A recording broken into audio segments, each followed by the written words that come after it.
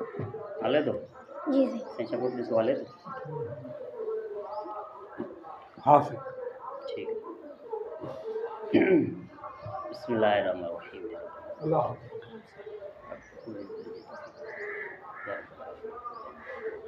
अल्लाह हलीम सुभान अल्हम्दुलिल्लाह अल्हम्दुलिल्लाह नहमदुहु व नस्तईनुहु व नस्तगफिरुहु व नु'मिनु बिही व नतवक्कलु अलैहि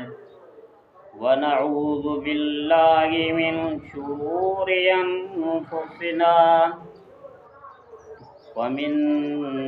सय्यिआति अअमालिना मन यहदिहिल्लाहु फला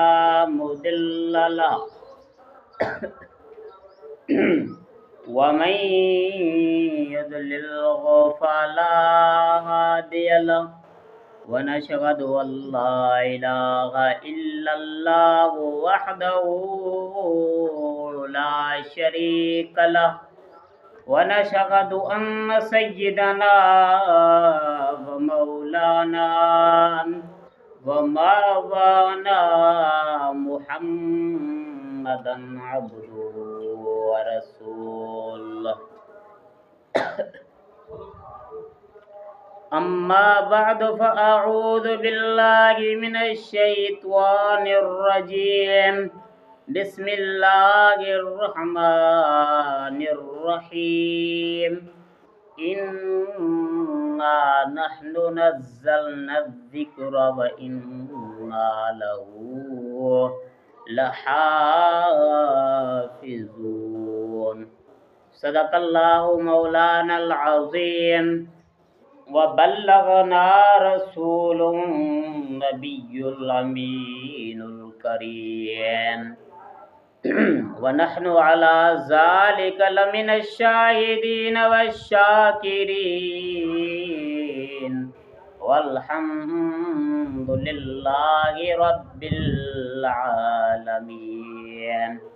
या साहिबल जमाल व या सय्यिदल बशर मिन वजहिकल मुनीर लक़द नुव्विरल क़मर ला युमकिनु सनाउ कमा कान हक़्क़ुहु बाद अज़ खुदा बुज़ुर्ग तूई किस्से मुख्तसर। अल्लाह रब्बुल इज़्ज़त जी हम्द सना हुज़ूर नबी मुकर्रम शफ़ी उम्म रहमत दो आलम जनाब मोहम्मद मुस्तफ़ा अहमद मुजतबा सल्लल्लाहु अलैहि वसल्लम जंजे ज़ात बाबरकत ते हदिया दुरूद शरीफ पेश करण का बाद मुझे आयत वाजिबुल एहतराम अज़ीज़ो दोस्तों भाइरों अस्सलामु अलैकुम व रहमतुल्लाहि व बरकातुहू। हज़रत ज़ीवकार के अजकल मुसलमान काफ़ी मसलन में फाता पिया आहिनि। कोई कहिड़े मसले में आहे, कंहिंखे कहिड़ियूं मुश्किलातूं दरपेश आहिनि, कोई कहिड़े मामले में फाथल आहे, कंहिंखे कहिड़ा ॾुख ऐं सूर आहिनि, कंहिंखे कहिड़ा मामलात आहिनि। उन सभिनी मसइलनि जो हल जेको आहे उन्हनि मुश्किलातुनि खां निकिरण जो जेको वाहिद हल आहे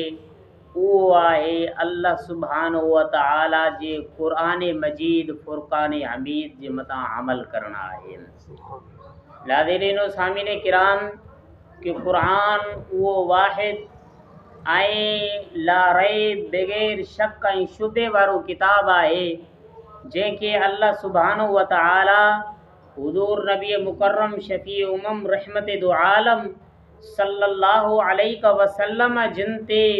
नाज़िल फरमायो ऐं हुज़ूर मुस्तफ़ा करीम सल्लल्लाहु अलैहि वसल्लम जिन ते अल्लाह सुब्हानहु व तआला नबूवत के ख़त्म फरमायो। जॾहिं हुज़ूर ते अल्लाह सुब्हानहू व तआला नबूवत खे ख़त्म फरमायो तो सदन खे बि अहिड़ो अल्लाह सुब्हानहू व तआला मुकम्मल ज़ाब्ते हयात ऐं ज़िंदगी गुज़ारण जे लाइ अल्लाह सुब्हानहू व तआला हिकु अहिड़ो किताब नाज़िल फरमायो जेको कंहिं वक़्त जे लाइ कंहिं ख़ासि क़ौम जे लाइ न बल्कि समूरी इंसानियत ऐं क़यामत ताईं इंसानियत जे लाइ हिदायत बि आहे ऐं रहनुमाई करण वारी किताब बि आहे। सुभान अल्लाह, सुभान नाज़रीन अल्लाह। और सामिन किराम, असां मुसलमान कई मसइलनि में फाथा पिया आहियूं। उन सभिनी जो वजह इहा आहे कि असां क़ुरान खां परे, नमाज़ खां परे, दीन खां परे, इस्लाम खां परे, हर शइ खां परे पोइ कंहिंखे कहिड़ा मसइला आहिनि, कंहिंखे कहिड़ा मसइला आहिनि, कोई कहिड़नि मसइलनि में फाथो पियो आहे, कंहिंजे घर में मामलात आहिनि, कंहिंजे ॿाहिरि दुनिया में मामलात आहिनि, कंहिंजे जेका सुआ दुकाननि में या कारोबार में मसइला आहिनि, कंहिंजे कहिड़नि मामलात में मसाइल आहिनि। हर माण्हू जेका सो मसइलनि जो शिकार आहे ऐं मसइलनि में फाथो पियो आहे। नाज़रीन सामिन किराम, उन सभिनी मसइलनि खां निकिरण जो वाहिद हल ऐं उन सभिनी मसइलनि खां निकिरण जो ऐं उम्मत जेका अॼुकल्ह इख़्तिलाफ़ात ऐं इंतिशार जे उन मद में हली रही आहे कि मसइला हर उम्मत जो पाण में इख़्तिलाफ़ आहिनि ऐं उन सभिनी मसाइल ऐं पाण में इख़्तिलाफ़ात ऐं इंतिशार ऐं उन सभिनी फितननि खे ख़त्म करण जो वाहिद हल क़ुरान मजीद आहे। अल्लाह फरमायो वअतसिमू बिहब्लिल्लाहि जमीअन वला तफर्रकू। रब क़ुरान पाक में फरमायो तव्हां सभु अल्लाह जे रसीअ खे चिंबड़ी करे मज़बूती सां चिंबड़ियो ऐं उनखे पकड़ियो, वला तफर्रकू, ऐं फ़िरक़ेबाज़ीअ में इंतिशार में न जेका सुवाब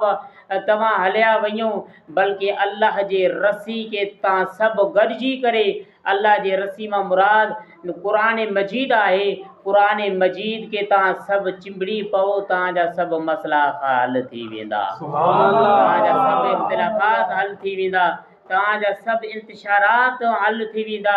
ऐं ही जेको दौरु हली रहियो आहे उहो दजाली दौरु आहे, फितननि जो दौरु आहे। ऐं हिन दौर में जेकॾहिं जेको सिराते मुस्तक़ीम ते हलणु ऐं सिधे वाट ते हलणु इंसाननि जे लाइ मुश्किल बणिजी चुको आहे, पर रब सुब्हानहू व तआला नबूवत ख़त्म करे छॾियो। नबी रसूल हज़रत मुहम्मद मुस्तफ़ा अहमद मुजतबा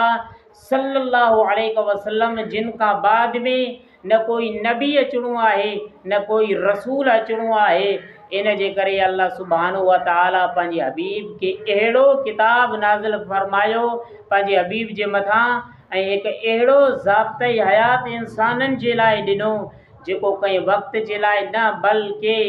समूरी दुनिया जे लाइ ऐं समूरी इंसानियत जे लाइ सुबह क़यामत ताईं उन जी रहनुमाई करण वारी ऐं कामिल किताब अता फरमायो आहे। नाज़रीन सामिन किराम के क़ुरान मजीद फ़ुरक़ान हमीद जे लाइ कई जमायती जेके हुया उहे इसरार बि करे रहिया हुया कि साईं क़ुरान मजीद जो तफ़सीर वग़ैरह या उन जी माना वग़ैरह असांजे साम्हूं बयानु कयो। तो इन जे करे क़ुरान मजीद खे तफ़सीर सां गॾु ऐं उन्हनि जी शान नुज़ूल सां गॾु पढ़णु लाज़िम ऐं ज़रूरी आहे। क़ुरान मजीद जे सिर्फ़ु तर्जुमे ऐं माना ते रुगो इक्तिफ़ा न कजे, बल्कि तर्जुमे ऐं माना सां गॾोगॾु क़ुरान मजीद खे क़ुरान जे तफ़सीर ऐं उन जी तशरीह ऐं क़ुरान मजीद जी हीअ आए करीमा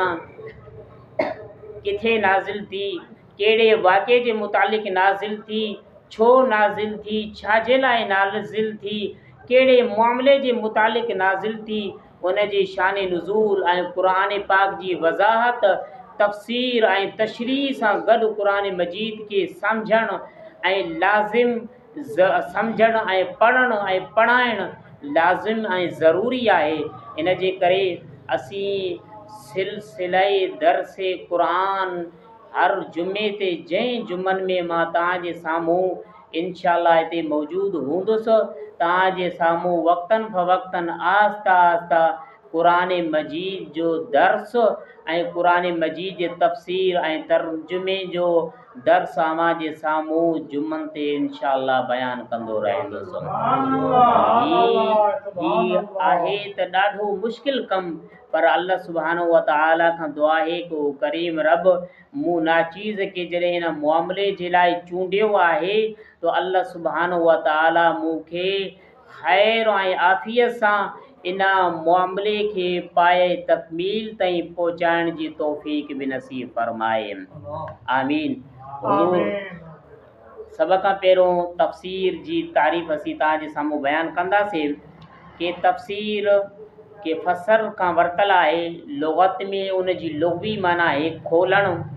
ऐं बयानु करणु। ॻाल्हि खोलण खे तफ़सीर चयो वेंदो आहे ऐं इस्तिलाह में क़ुरान मुक़द्दस में आयल जेकी बि आयात मुबारका आहिनि उन आयात मुबारका जी सही मफ़हूम माना ऐं मतिलबु बयानु करण जो नालो तफ़सीर आहे। जेको क़ुरान मजीद अल्लाह सुब्हानहू व तआला पंहिंजे प्यारे हबीब करीम सल्लल्लाहु अलैहि वसल्लम जन ते ऐं जन बयानु करे ऐं उन खां बाद में पंहिंजे सहाबा किराम खे ॿुधायऊं। सहाबा किराम खां बाद में ताबिईन किराम ताईं उहो क़ुरान पहुतो ऐं हलंदे हलंदे उहो क़ुरान असां ताईं पहुतो। तो इन जे करे कि इन क़ुरान जी सही मफ़हूम ऐं मतिलबु बयानु करण खे इल्म तफ़सीर चयो वेंदो आहे। ऐं क़ुरान मजीद के अल्लाह सुब्हानहू व तआला हज़रत इमाम हसन बिसरी रज़ी अल्लाह तआला अन्हु जन खां रिवायत आहे, उहे फरमाइनि था कि अल्लाह सुब्हानहू व तआला इन ॻाल्हि खे पसंदि थो फरमाए जो माण्हू इहा ॼाण रखनि जो क़ुरान पाक जूं आयतूं छाजे बारे में ऐं छाजे मुतालिक़ नाज़िल थियूं आहिनि। रब सुब्हानहू व तआला इन मामले खे पसंदि थो फरमाए। ऐं हज़रत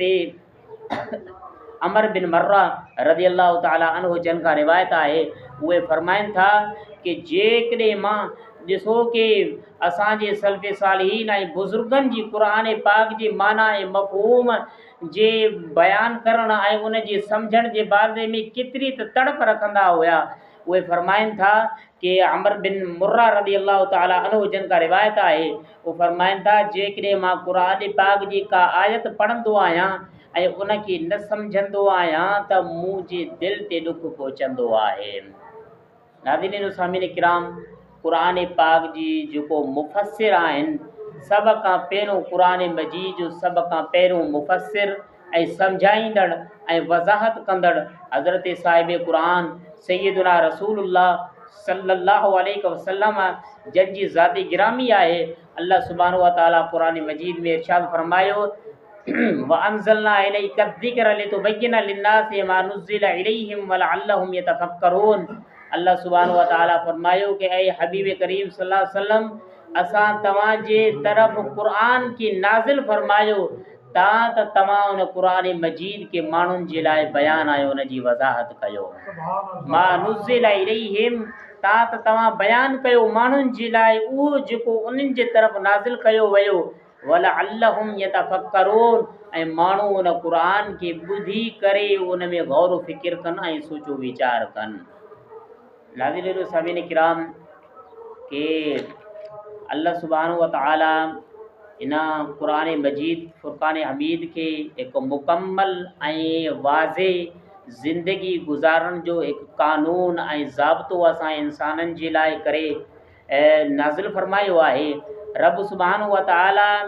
जॾहिं पंहिंजे ॿाननि खे इंसानियत खे मोकिलियो तो उन्हनि खे सही ऐं सुठो रस्तो ॾेखारण जे लाइ ऐं सुहिणे रस्ते सां ज़िंदगी गुज़ारण जे लाइ क़ुरान पाक जी सूरत में हिकु मुकम्मल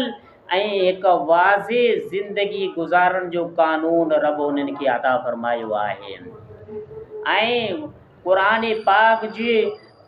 पाक उहो एतिरो वसी आहे जो इंसाननि जे ज़िंदगी जे मुख़्तलिफ़ क़िस्मनि सां उन जो ताल्लुक़ु आहे कि इंसान जो पंहिंजे ख़ालिक सां कहिड़ो बि ताल्लुक़ हुजे ऐं मख़लूक सां कहिड़ो, जेकॾहिं मिसाल तौरु कोई इंसान हाकिम आहे, उन जूं उहो ज़िमेदारियूं कहिड़ियूं आहिनि। कोई जेकॾहिं उहो हाकिम जे तहत रहियत में ज़िंदगी गुज़ारे रहिया आहिनि, उन्हनि खे छा करणु घुरिजे। ऐं कोई दौलतमंद आहे त उनखे पंहिंजो ज़िंदगी कीअं गुज़ारणु घुरिजे। को फ़क़ीर ऐं मोहताज आहे त उहो कहिड़े वक़ार ऐं इज़त सां उनखे पंहिंजी ज़िंदगी गुज़ारणु घुरिजे। तो क़ुर करीम जेका शरीयत ऐं दीन कामिल असांखे अता कयो आहे, उन क़ुर मजीद में उन सभिनी इंसानियत जे हर जेका सो आहे फील्ड सां वाबस्ता रखंदड़ सभिनी सुवालनि जा जवाब अल्लाह सुब्हानहु व तआला क़ुर मजीद में इरशाद फरमाया आहिनि। नाज़रीन व सामिन किराम, क़ुर मजीद में इबादत, सियासत, मुआशियात, अखलाक़ी निज़ाम, ॿिया सभई जेके बि उमूर शरीयत आहिनि, रब सुब्हानहु व तआला क़ुर मजीद में जेके इंसान जे ज़रूरत जे वक़्तु हर वक़्तु उन्हनि जी जंहिंजी अहम ज़रूरत आहे ऐं उन ते अमल करण सां रुगो इहे दुनिया में इंसान ते क़ुर मजीद जे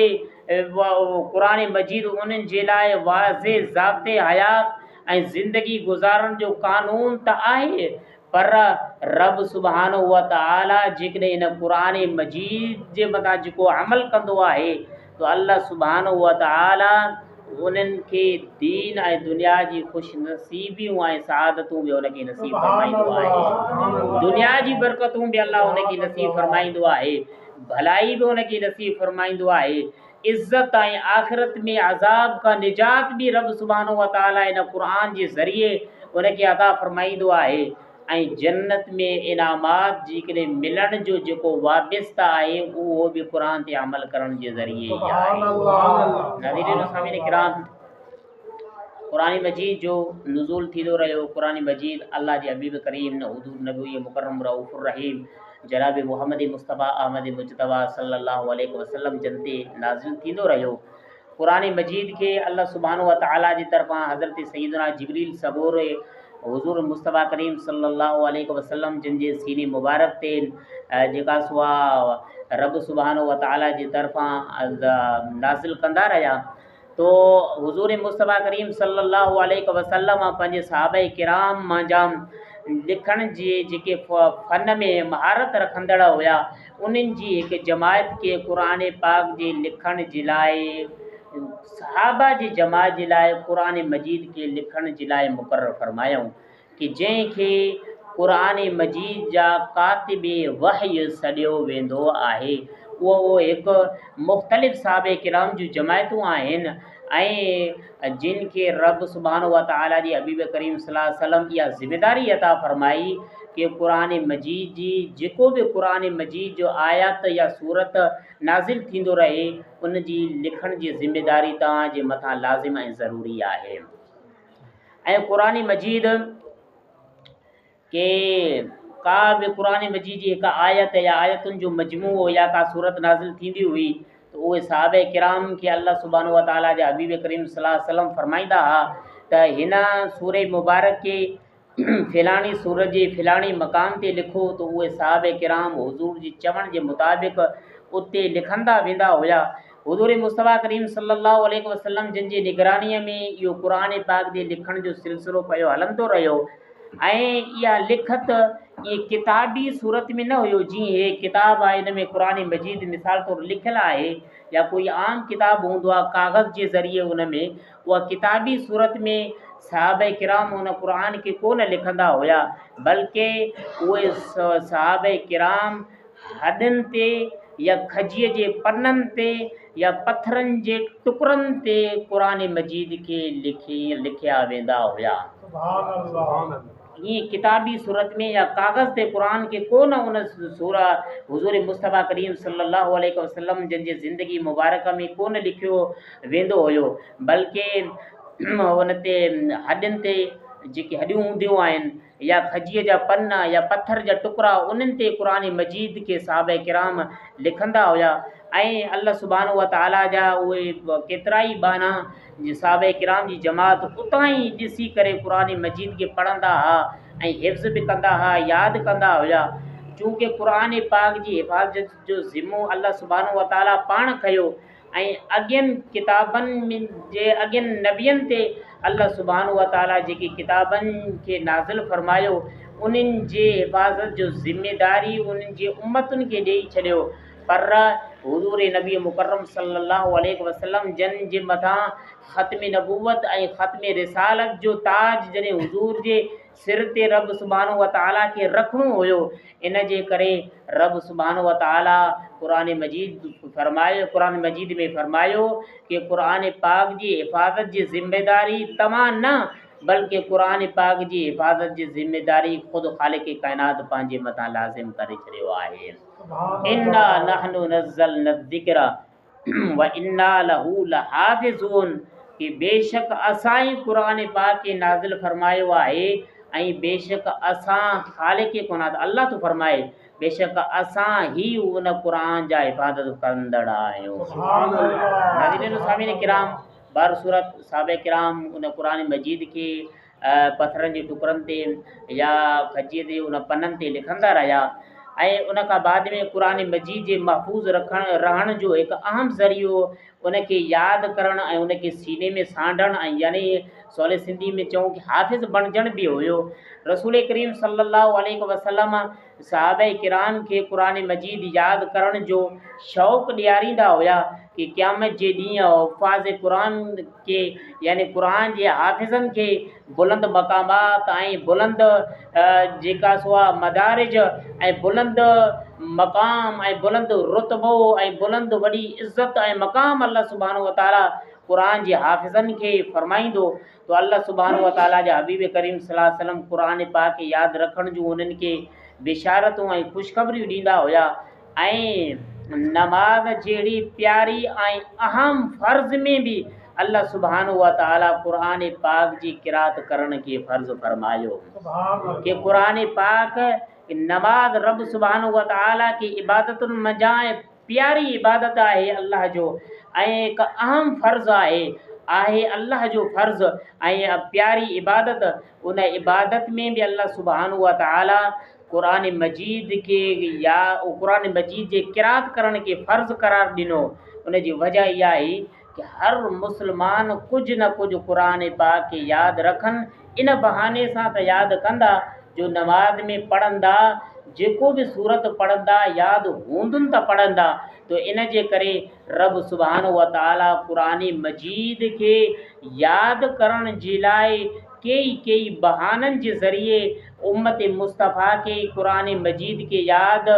करण जो शौक़ु ॾियारियो वियो। उन खां बाद में केतिरा ई अफ़राद हुज़ूर मुस्तफ़ा करीम सल्लल्लाहु अलैहि वसल्लम जिन जे जेका सो ज़ाहिरी दुनिया में तशरीफ़ फ़रमाइण खां बाद में अच्छा कई सहाबा किराम क़ुरान मजीद हाफ़िज़ बणिया ऐं कई कारी बणिया। उन्हनि क़ुरान पाक उतों ॾिसी करे किताबी सूरत में क़ुरान मौजूदु न हुयो, उतों ॾिसंदे उन्हनि क़ुरान मजीद खे यादि कयो। रसूल करीम सल्लल्लाहु अलैहि वसल्लम हिन दुनिया में जॾहिं पर्दो फ़रमाए विया तो रसूल करीम सल्लल्लाहु अलैहि वसल्लम जंहिंजे प्यारे सोरे ऐं जान निसार सहाबी ऐं सचो ख़लीफ़ो ऐं ख़लीफ़ा अव्वल हज़रत सैयदना सिद्दीक़ अकबर रज़ी अल्लाह तआला अन्हु के जेका सो जॾहिं रसूल करीम सल्लल्लाहु अलैहि वसल्लम दुनिया में तशरीफ़ फ़रमा थिया तो कई फितना ऐं फ़साद बर्पा थिया। तो उन्हनि फितननि के ख़त्म करण जे लाइ हज़रत सिद्दीक़ अकबर रज़ी अल्लाह तआला अन्हु मुस्लमाननि जो लश्कर रवानो कयो। मिसाल तौर कोई जेका सो नबूअत जी कूड़े दावेदारी मुस्लमान कज़ाब ऐं उन्हनि जे हामियुनि सां जिन नबूअत जी कूड़े दावेदारी कई उन्हनि सां लश्कर रवानो करण जे लाइ सहाबा किराम खे मोकिलियो जेका जंग यमामा लॻी ऐं उन्हनि में वॾी खून रेज़ी थी ऐं उन जंग में मुसैलिमा कज़ाब ऐं उन जी कूड़ी नबूअत जो ख़ात्मो त थी वियो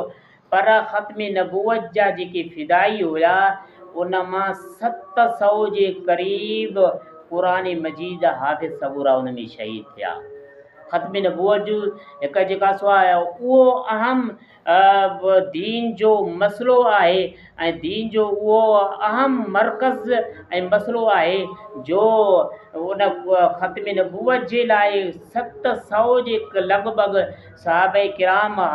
जा हुफ़ाज़ क़ुरान शहीद थी विया। उन खां बाद में हज़रत फारूक आज़म रज़ी अल्लाह ताला अन्हु, हज़रत उमर बिन ख़त्ताब रज़ी अल्लाह ताला अन्हु खे घणो परेशान कयो इन मामले। हज़रत अबू बकर सिद्दीक़ रज़ी अल्लाह ताला अन्हु जंहिंजे बारगाह खिलाफ़त में हाज़िर थी करे अर्ज़ु कयूं कि सिद्दीक़ बातिलनि सां ऐं जेका सो आहे इन्हनि कूड़नि सां मुनकिरनि सां जंग जो सिलसिलो तो पियो हले थो ऐं हलंदो रहंदो, क़यामत ताईं हलंदो रहंदो। ऐं जेकॾहिं ईअं हलंदो रहियो ऐं क़ुरान पाक जे हाफ़िज़नि जे शहादत जो सिलसिलो ऐं उहे हाफ़िज़ शहीद थींदा रहिया तो इहो सिलसिलो जेकॾहिं जारी रहियो त मूंखे ख़ौफ़ आहे कि अल्लाह सुब्हानहू व तआला जो क़ुरान मजीद इन प्यारे कलाम खां असां महरूम न थी वञूं। इन जे करे मसइले जी तक़ाज़ा इहा आहे कि क़ुरान मजीद खे हिकु किताबी शक्ल में हिकु जॻह ते गॾु कयो वञे, हिकु जॻह ते गॾु कयो वञे। हज़रत सैयदना उमर फारूक रज़ी अल्लाह ताला अन्हु जन इहो सलाह ऐं मशवरो हज़रत सिद्दीक़ अकबर खे ॾिनो। हज़रत सिद्दीक़ अकबर पहिरियों त इनकार फरमायो। साईं जन फरमायो कि जेको कमु अल्लाह जे हबीब करीम सल्लल्लाहु अलैहि वसल्लम जन जे ज़माने मुबारक में कोन थियो असां उहो कमु कीअं कयूं। बार सूरत हज़रत सिद्दीक़ अकबर खे जेका सो इसरार कंदा रहिया ऐं उन खां बाद में हज़रत सिद्दीक़ अकबर रज़ी अल्लाह ताला अन्हु जन भी इन मामले ते राज़ी थी विया कि क़ुरान खे हिकु जॻह ते गॾु कयो वञे। तो हज़रत ज़ैद रज़ी अल्लाह ताला अन्हु कि हज़रत सिद्दीक़ अकबर क़ुरान मजीद जमा करण जे लाइ तलब फरमायो ऐं फरमायो कि क़ुरान मजीद के जमा कर ऐं हिदायतूं उन्हनि खे ॾिनऊं। तो हज़रत ज़ैद बिन साबित रज़ी अल्लाह ताला अन्हु जन जो फरमान आहे कि जेकॾहिं हज़रत सिद्दीक़ अकबर रज़ी अल्लाह ताला अन्हु मूंखे इहो फरमाइनि हा कि जबल ऐं पहाड़ खे पंहिंजे जॻह खां हटाए करे ॿी जॻह ते रख। हज़रत सिद्दीक़ अकबर ईअं जेकॾहिं मूंखे हुकुम कनि हा कि जबल ऐं पहाड़ आहे इन खे खणी करे ॿी जॻह ते रख, इहो कमु मुंहिंजे लाइ आसान हुयो भई, लेकिन क़ुरान मजीद खे गॾु करण जो मामिलो मुंहिंजे लाइ वधीक ॾुखियो ऐं दुश्वार आहे। इहे संदन तक़वा ऐं परहेज़गारीअ जो आलम हुयो। बार सूरत उन खां बाद में हज़रत सैयदना सिद्दीक़ अकबर रज़ी अल्लाह ताला अन्हु जन जे सम्झाइण ते हज़रत ज़ैद बिन साबित रज़ी अल्लाह ताला अन्हु